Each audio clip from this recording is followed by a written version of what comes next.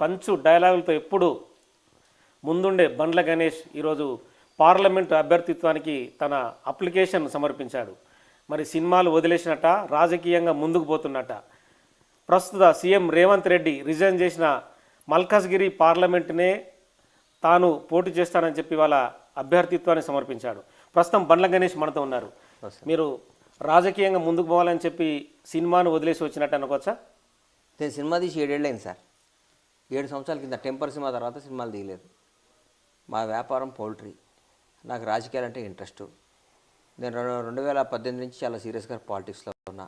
ఉత్తమ్ కుమార్ రెడ్డి గారు పిసిసి అధ్యక్షుడిగా జరిగిన ఎలక్షన్స్లో పార్టీ అధికారం రావాలని చాలా కష్టపడ్డా, చాలా శ్రమించా. కానీ అప్పుడు మేము ఓడిపోవడం జరిగింది.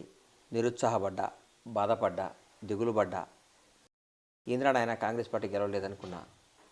కానీ ఆ రోజు చాలా అణిగిమణిగి, చాలా అభిమానాన్ని చంపుకొని కూడా బయట పడకుండా నేను కాపాడుకుంటూ వచ్చిన. తర్వాత రేవంత్ రెడ్డి గారు పిసిసి అయినాక ఉత్సాహం చూసి అప్పటి నుంచి ఈసారి మా ఆశలు చిగురించినాయి. కాలక్రమేణా ఈసారి విక్టరీ కొడతాం రా నాయన, 100% కాంగ్రెస్ అధికారంలోకి వస్తుందని నమ్మి రేవంత్ రెడ్డి గారి నాయకత్వంలో కాంగ్రెస్ పార్టీ అధికారంలో రావటానికి నా శక్తి మేర, నా స్థాయి మేర నేను పనిచేయడం జరిగింది. దాని అధిష్టానం కానీ, పార్టీ పెద్దలు కానీ అందరూ గుర్తించి నన్ను అభిమానించడం జరిగింది. తెలంగాణ రాష్ట్రంలో ప్రపంచంలో ఎక్కడ తెలుగు వాళ్ళు ఉన్నా కానీ నేను చేసిన దానికి నన్ను ఎక్కడ పోయినా మీరు బాగా పనిచేశారంటుంటే నాకు తెలియని ఉత్సాహం. కానీ మన ఎమ్మెల్యే ఎలక్షన్లో కూడా పోటీ చేద్దాం అనుకున్నా కానీ నాకు అంతకుముందు నేను ఫస్ట్ పార్టీలో జాయిన్ అయినప్పుడు రాజేంద్ర నగర్ సీట్ అడగడం జరిగింది. అది పొత్తులో భాగంగా టీడీపీకి తీసుకోవడం జరిగింది. నాకు రాలేదు.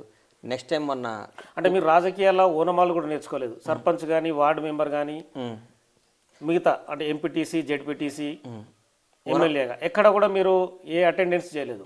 రాజకీయాలు ఓనమాలే నేర్చుకుంటున్నారు. డైరెక్ట్గా ఎంపీగా నేను పోటీ చేస్తానని చెప్పి అప్లికేషన్ సమర్పించడంలో అంటే మర్మం ఏమనుకోవచ్చు? అంటే ఏ మంత్రి పదవి చేయకుండా ఒకసారి 2 సార్లు అండి రేవంత్ అన్న ఎమ్మెల్యే, అంతే కదా. ఒకసారి అండి 2 సార్లు డైరెక్ట్ సీఎం కాలేదండి, ఎంపీ మంత్రిగా చేయలేదు కదా. చాలా మంత్రివర్గంలో చేసినాడు. అంటే ఆయన తను జెడ్పీటీసీ నుంచి జీవితాన్ని ప్రారంభించాడు. కాదు సార్, అది కరెక్ట్ కాదు. జెడ్పీటీసీ చేసినా కానీ రేవంత్ రెడ్డి అనేవాడు ఫైర్.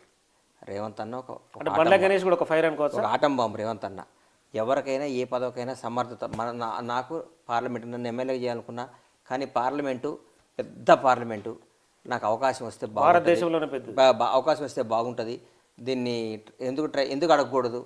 అందరూ తమిళియన్స్ కానీ మినీ ఇండియా అంటారు దాన్ని, చేస్తే అక్కడి నుంచి బాగుంటుందని అప్లికేషన్ పెట్టడం జరిగింది. దీనికి అనుభవం అంటే పెద్ద పెద్ద వాళ్ళందరూ ఉన్నారు అక్కడ.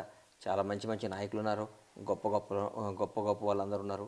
కానీ నేను అడిగిన దాంట్లో న్యాయం ఉంది. నేను గెలుస్తాను నమ్మకంతో అప్లై చేసి సినిమా ప్రపంచం